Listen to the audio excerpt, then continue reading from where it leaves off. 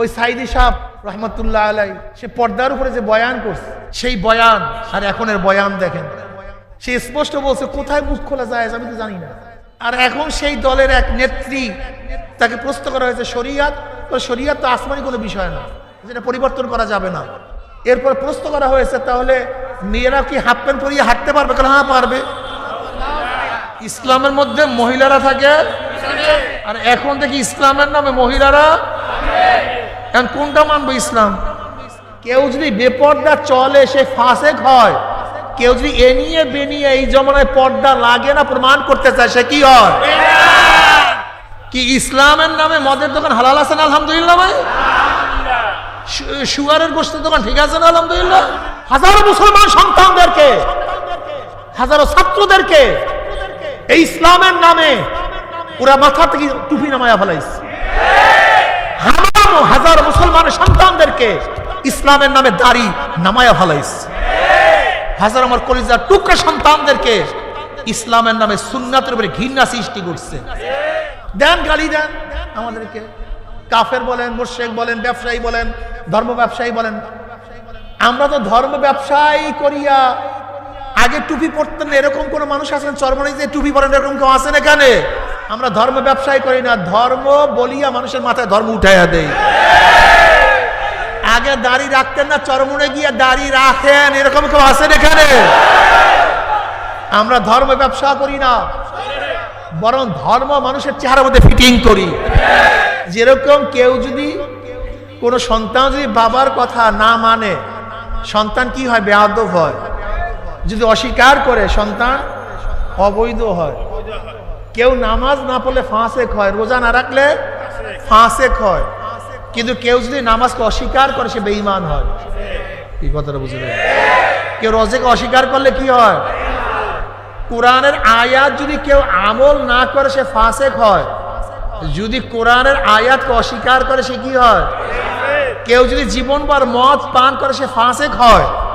কেউ যদি মদকে জায়েজ করার চেষ্টা করে, কথা বলে না কেন? কথাটা বুঝাতে পারি না। কেউ যদি সুদ খায় সে ফাসেক হয়। কেউ যদি জায়েজ করতে চায় সে বেঈমান হয়। কেউ যদি বেপর্দা চলে সে ফাসেক হয়। কেউ যদি এ নিয়ে বেনিয়ে এই জমানায় পর্দা লাগে না প্রমাণ করতে চায় সে কি হয়? কথাটা বুঝাতে পারি। খুব ভালো মতো বুঝবেন, বোঝার চেষ্টা করবেন। আরবের মধ্যে এক যুবতী রমণী রাস্তায় এসে মরুভূমির মধ্যে হাঁটতেছে একা একা। হঠাৎ পিছনে এক যুবকের আওয়াজ। মেয়ে তাকায় দেখে যুবক, তাগড়া যুবক, সেরকম যুবক। মেয়ে ভয় পেয়ে গেছে। কি পেয়ে গেছে? ভয় পেয়েছে। আজকের উপায় নেই, ইজ্জত আবরু রাখতে পারবো না, মারাত্মক ভয় পেয়ে গেছে। যুবক বুঝতে পারছে মেয়ে ভয় পেয়েছে। অমনি যুবক আওয়াজ দেয়, হে আমার বোন, আমি একজন মুসলমান। আমি একজন কি, কোনো টেনশন নাই, কোনো চিন্তা করে ভয় পাবো না। আমরা মুসলমান না। আমি অনেক সময় বলি আমি আমাকেও মুসলমান পরিচয় দিতে আমার কাছে লজ্জা লাগে।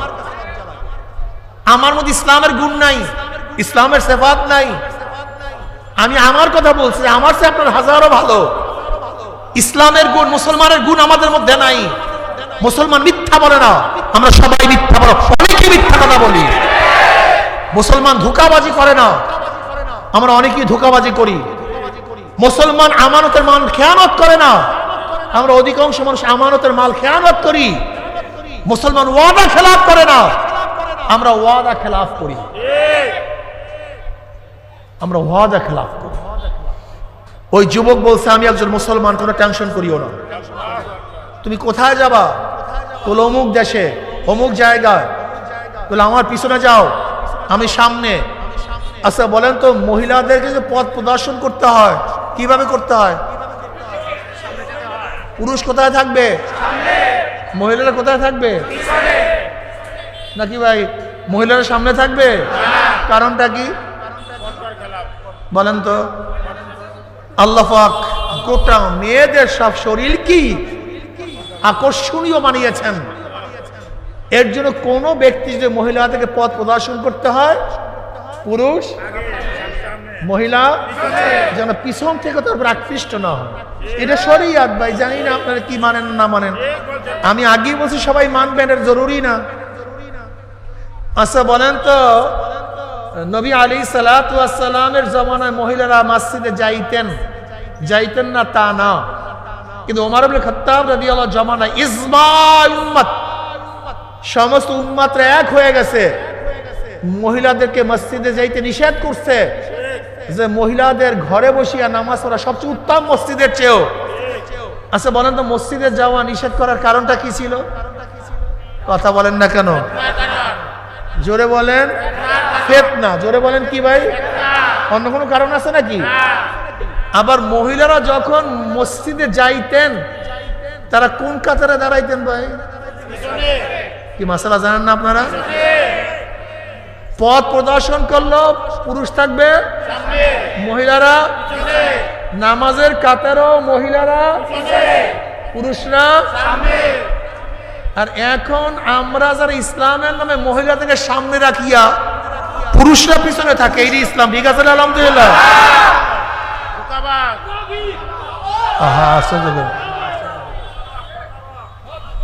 এতক্ষণ আমরা কি জানছিলাম? ইসলামের মধ্যে মহিলারা থাকে, আর এখন দেখি ইসলামের নামে মহিলারা। এখন কোনটা মানবো? ইসলাম। রাগটাগ করছেন নাকি ভাই? কেন রাগ করিয়েন না, রাগ করিয়েন না। আল্লাহর কাছে অনুরোধ করছে, রাগ করিয়েন না। আমাদের গালি দিতে পারেন, মারতে পারেন, কিন্তু এই মাত্র আপনাকে যে মাসালাটা বলছি, এই মাসালাটা ভালো মতো বুঝেন। যদি মহিলাদেরকে সামনে নিয়ে বেপরদা অবস্থায় মিছিল করেন, সেটা ইসলামী মিছিল হতে পারে না, ইসলামের নামে ধোঁকাবাজি মিছিল হতে পারে। এই ব্যাপারে একমত না দ্বিমত আমরা ভাই? এরপর তো বেপরদা ইসলামের নামে, ইসলামী মদের দোকান, ইসলামী সুগারের গোস্তের দোকান, ইসলামী সুদের কারবার। কি ঠিক আছে? ইসলাম লাগাইছি তো, সমস্যা কি? ইসলাম তো লাগাই দিচ্ছি, সমস্যা কি ভাই? কি ইসলামের নামে মদের দোকান হালাল আছে না? আলহামদুলিল্লাহ ভাই। সুগারের গোস্তের দোকান ঠিক আছে না? আলহামদুলিল্লাহ। তো ইসলামের নামে এটা কি? এটা কি করলেন? একটু বুঝায় দেন তো। রাগটাগ করবেন না। আল্লাহ কিয়ামতের ময়দানে কাউকে জিজ্ঞাসা করবেন কিনা আমার জানা নাই। দেখি আপনাদের কাছে প্রশ্ন করি, আল্লাহ কিয়ামতের ময়দানে এই জিজ্ঞাসা করবেন ইসলাম হুকুমত কায়েম করলি না কেন? এই প্রশ্ন করবেন? বরং কি বলবেন? আচ্ছা আমি সহজ উদাহরণ দিলে বুঝতে পারবেন। আজকে এশারের নামাজ পড়ছি না? আলহামদুলিল্লাহ। আচ্ছা এশারের নামাজ কবুল হয়েছে কি কি বলতে পারেন? কবুল হয়েছে একজনও বলতে পারেন না? তা নামাজ পড়লেন কেন? অনিশ্চিত একটা জিনিস, অনিশ্চিত একটা জিনিস, অথচ নামাজ পড়লাম, জানি না কবুল হয়েছে কি হয় নাই। এত টাকা পয়সা খরচ করে হজ করছেন, আচ্ছা কে বলতে পারেন হজ কবুল হয়েছে? করলেন কেন? কে বলতে পারেন আপনার রোজা কবুল হয়েছে? রোজা রাখলেন কেন? সবাই বলবেন কবুল হয়েছে কি হয় না এটা আমার দায়িত্ব না। আমার দায়িত্ব আল্লাহ পাক যেইভাবে নির্দেশ করছেন সেইভাবে কাজটাকে আঞ্জাম দেয়া। কবুলিয়াতের মালিক কে? একমত না দ্বিমত? ঠিক ইসলামী হুকুমত হইল কি হইল না এটা আমার দায়িত্ব না। আমার দায়িত্ব হলো আমাকে উপরে যেইভাবে ওয়াজাহিদু ফিল্লাহি হাক্কা জিহাদি, চেষ্টা করার মতো চেষ্টা করো, সাধনা করার মতো সাধনা করো। সাধনা করা আমার দায়িত্ব, কিন্তু ইসলামী হুকুমত কায়েম করা, কথা বলে না কেন? আমার দায়িত্ব। আমরা কেন বুঝেন না? নবী নূহ আলাইহিস সালাতু ওয়াস সালাম ৯৫০ বছর দাওয়াত দিয়ে মাত্র ৪০ বা ৭০ বা ৮০ জন মানুষকে হেদায়েত করতে পারছেন। নবুয়তের কমতি হয়েছে? ফজিলত কমছে? মাত্র তো ৮০ জন। ফজিলত কমে নাই কেন? আমি এখন বয়ান করব, বয়ান করতেছি, কে নামাজ পড়বেন কে নামাজ পড়বেন এটা আমার দায়িত্বই না। কে রোজা রাখবেন কে রাখবেন আমার দায়িত্বই না। কে দাড়ি রাখবেন কে দাড়ি রাখবেন না আমার দায়িত্বই না, কে মদ ছাড়বেন কে ছাড়বেন না এটা আমার দায়িত্ব না। আমাকে এই ব্যাপারে আল্লাহ পাক প্রশ্ন করবেন না, লাস্তা আলাইহিম বিমুসাইতির, আল্লাহ পাক প্রশ্নই করবেন না। আল্লাহ পাক কি প্রশ্ন করবেন বলেন তো? কি অনুযায়ী? আমি যেইভাবে বলছি, আমি যেইভাবে বলছি সেই অনুযায়ী চেষ্টা করলা কিনা? আজকে সব কিছু ইসলামের নামে টুপি ছাড়ছি, কথা কয় না? টুপি ছাড়ছি কেন? বলে ইসলাম হুকুমাত কায়েম করার জন্য। বলে দাড়ি ছাড়ছো, দাড়ি কাটছো কেন? ইসলাম হুকুমাত কায়েম করার জন্য। কোন লম্বা জামা নাই কেন? কোন না ধোকাবাজি, ইসলাম হুকুমাত কায়েম করার জন্য। করবে ইসলামী হুকুমাত, কিন্তু ছাড়তেছে কি ইসলাম? আজীব এক দুনিয়ার মধ্যে আছে। টুপি ইসলাম না? ইসলাম না? দাড়ি ইসলাম না? ইসলাম না? পোশাক ইসলাম কি ইসলাম না? আল্লাহ পাক নিজেই কয় লিবাসুত তাকওয়া যালিকা খায়র, লিবাসুত তাকওয়া, খোদাবিধি পোশাক। খোদাবিধি পোশাকটা কি বলেন তো? আমার দাড়ি নাই, টুপি নাই, প্যান্ট শার্ট পরিয়া যদি সিনেমায় যাই আমাকে কেউ বাধা দিবে?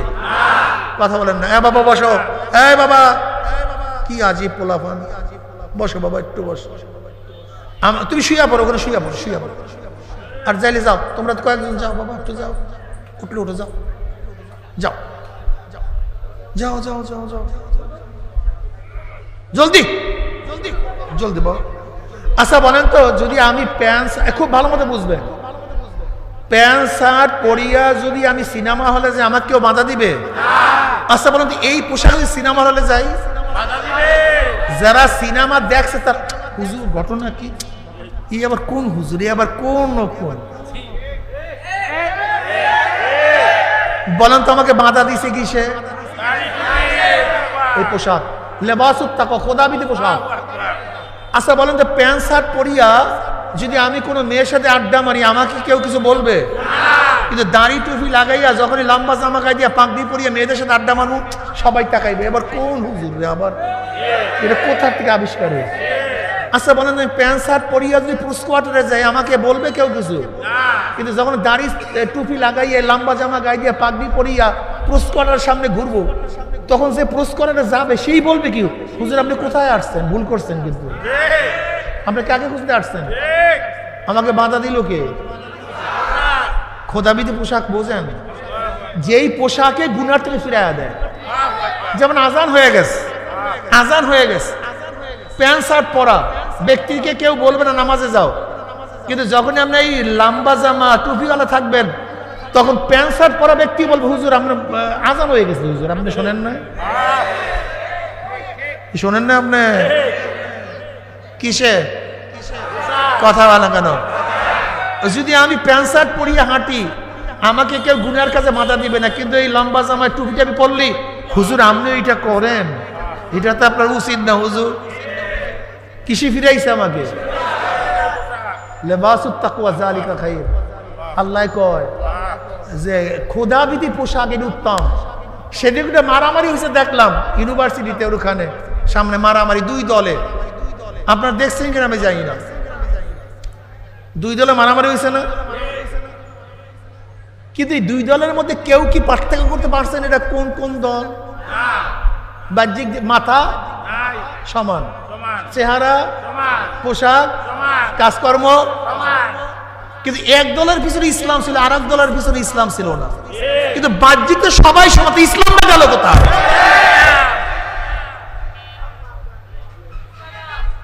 কথাটা বুঝাইতে পারি, বাহ্যিক তো সবই সমান, ইসলামটা তখন গেল কোথায়? তাহলে হুজুর ওটা লুকাইয়া রাখছিলাম ইসলামটা। রাগটা করছেন?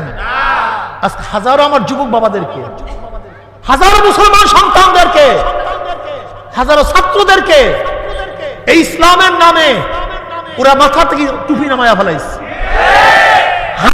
হাজারো মুসলমানের সন্তানদেরকে ইসলামের নামে দাড়ি নামায়া ফেলাইছে। হাজার আমার কলিজার টুকরা সন্তানদেরকে ইসলামের নামে সুন্নাতের উপরে ঘৃণা সৃষ্টি করছে। হাজার মুসলমান সন্তানদেরকে পর্দার মতো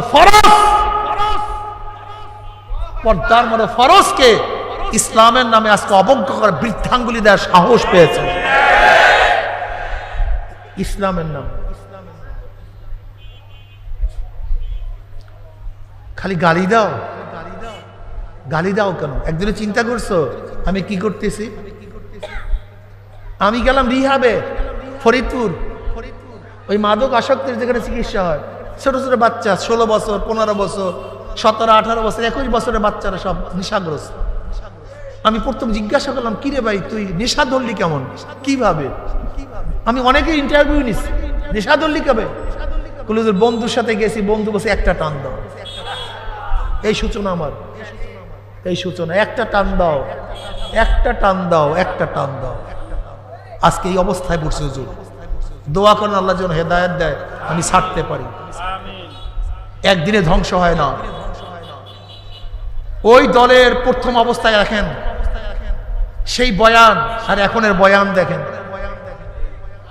ওই সাইদি সাহেব রহমতুল্লাহ আলাই, সে পর্দার উপরে যে বয়ান করছে আর এখন বয়ান শোনেন, সে স্পষ্ট বলছে কোথায় মুখ খোলা যায় আমি তো জানি না।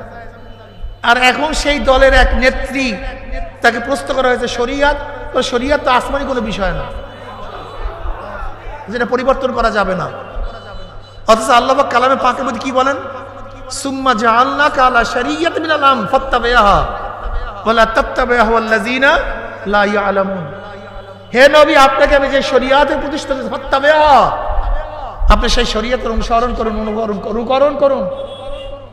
ওয়ালা তাত্তাবি'হা আল্লাযিনা লা ইয়ালামুন। মূর্খ, জাহেল, গণ্ড মূর্খ, যারা নিজেদের নফস এবং খাওয়ায়েশের মাধ্যমে কথা বলে, তাদের ইত্তেবা অনুসরণ করিয়েন না। আর একবার শরীয়ত তো আল্লাহ প্রদত্ত না। এরপর প্রশ্ন করা হয়েছে, তাহলে মেয়েরা কি হাফ প্যান্ট পরিয়ে হাঁটতে পারবে? হ্যাঁ পারবে। পাইছেন ইসলাম? পাইছেন ইসলাম? দেন, গালি দেন আমাদেরকে, কাফের বলেন, মুশরিক বলেন, ব্যবসায়ী বলেন, ধর্ম ব্যবসায়ী বলেন। আমরা তো ধর্ম ব্যবসায়ী করিয়া আগে টুপি পরতেন না, এরকম কোন মানুষ আছেন চরমনাই যে টুপি পরেন, এরকম কেউ আছেন এখানে?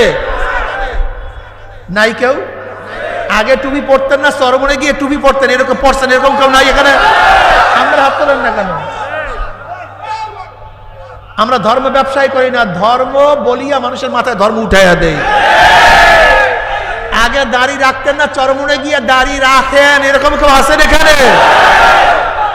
আমরা ধর্ম ব্যবসা করি না, বরং ধর্ম মানুষের চেহারার মধ্যে ফিটিং করি। ব্যবসায়ী কাকে বলা হয়? অর্থাৎ ধর্ম বেচিয়া সেই নিজে ধর্ম পালন করে না,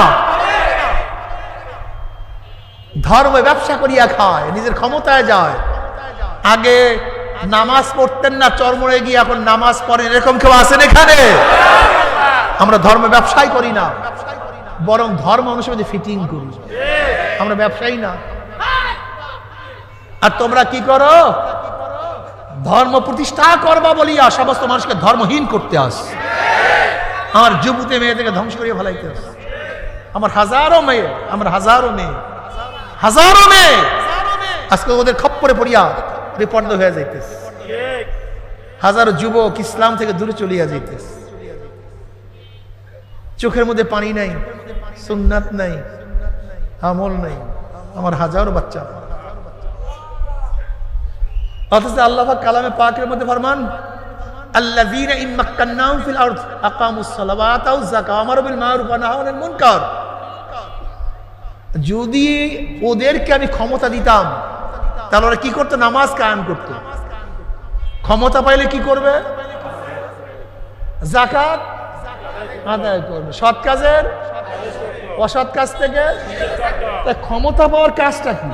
আল্লাযীনা ইম্মাক্কান্নাহুম ফিল আরদ আকামুস সালাত, শরিয়াত কায়েম করবে, নামাজ কায়েম করবে, যাকাত আদায় করবে, সৎ কাজের আদেশ করবে। নামাজ পড়ো, রোজা রাখো, পর্দা করো, সুন্নাত অনুযায়ী চলো, জিকির করো, জিকির করো, আজকার করো, হক হালাল তমিজ করিয়া খাও, এই মদ খাইও না, সুদ খাইও না, ঘুষ খাইও না, বেপর্দা চলিও না। এইটাই তো ক্ষমতার উদ্দেশ্য। আর আমরা ক্ষমতায় যাওয়ার জন্য ইসলামকে জবাই দাও।